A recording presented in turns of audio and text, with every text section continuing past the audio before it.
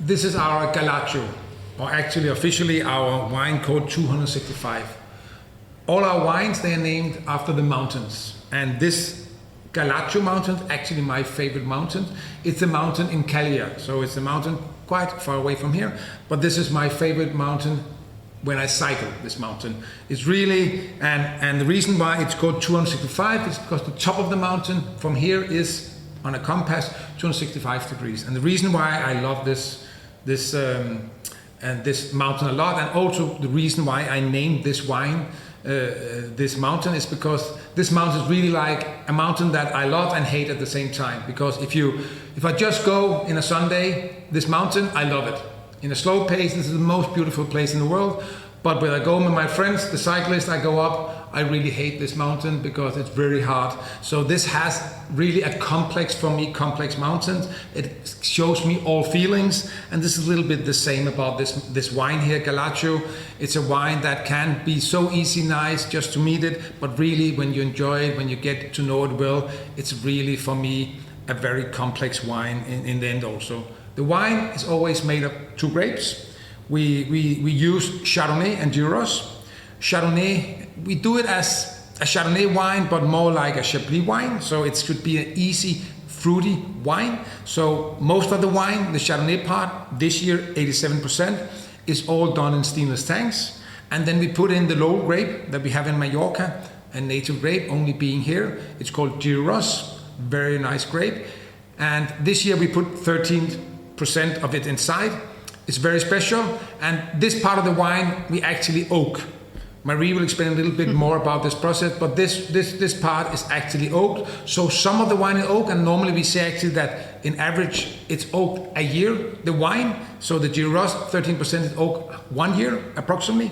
So if you're a little bit clever, you'll probably say, oh, this is not possible, because this is a 24 wine, and it's actually now, that's not 1 year since the harvest, we harvested the wine. But the thing is that actually this wine is more old. So normally in an average it's more than 1 year old. So this 13% wine we put inside for Giró Ros is not a 24 wine. It's more or less different kind of vintage actually, which Marie will explain a little bit more about. Yes, so what we do is that we have a tank, you could call it a perpetual reserve or a solera in Spanish, where we add a little proportion in from every vintage. We started this in 21, so every year we add around 500 or 800 liters into the tank that blends with the former vintages. And then every 3 months we take 500 liters out and put on a 500 liter barrel, leave it for 3-4 months, blend back in. So it's not just a blend of different vintages, it's a blend of also things that have been on oak, things that hasn't been on oak, and then finally it's a blend of aging and vintages. And we're allowed to do this up to 15%. So we can still call it 24, as long as it's less than 15% that is from a different vintage. But this gives us this complexity that we like in Galatzo, because on one hand you have this beautiful Chardonnay straightness, minerality, immediate fruit, and on the other hand you have this more aged, round spiciness from the Galatzo. So let's see how it smells.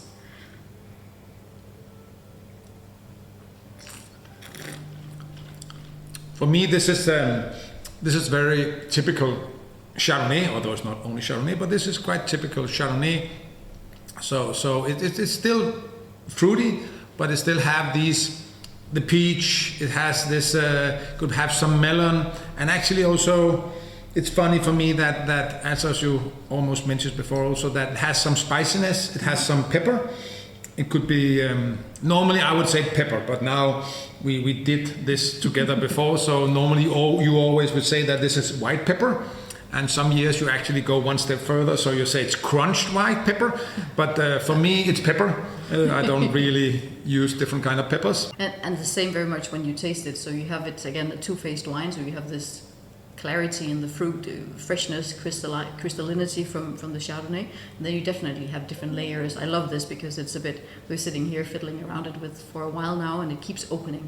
So again, I mean, this is a wine where you really give it a bit of time, give it maybe a bigger glass sometimes, let it not be 5 degrees directly from the fridge, give it a bit of time, love, attention, and it will show you all of these layers. It just keeps opening and opening up on you. And this is really what we're looking for always in Galatzo. So where we have the Tomia that is fresh and immediate enjoyment, this here's a wine that where you're rewarded for your patience. Yeah, and like, as you probably know, that we try to do the wines unique. So all the wines are different, and these two white wines we do, the Chumir and this one, is, for me, I would never really think that this was part of my thinking, but now being into wines for, soon 10 years, it's like I would never think that I would use a word like this, but if you have the Chumir, it's more used, more simple, more like spontaneous. Then you have here, it's more intelligent. It's just like different kind of wine. So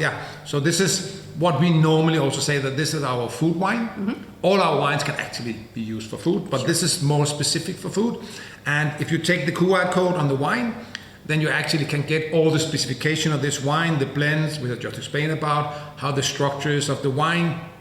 Then of course all the notes that we just talked about, and then of course also Marie always also want to always give some suggestions for good food, actually also music once in a while. Yep. And then in the end, of course, these 4 quite important for us elements, like which temperature you serve the wine under, do you have to decanter the wine before you drink it,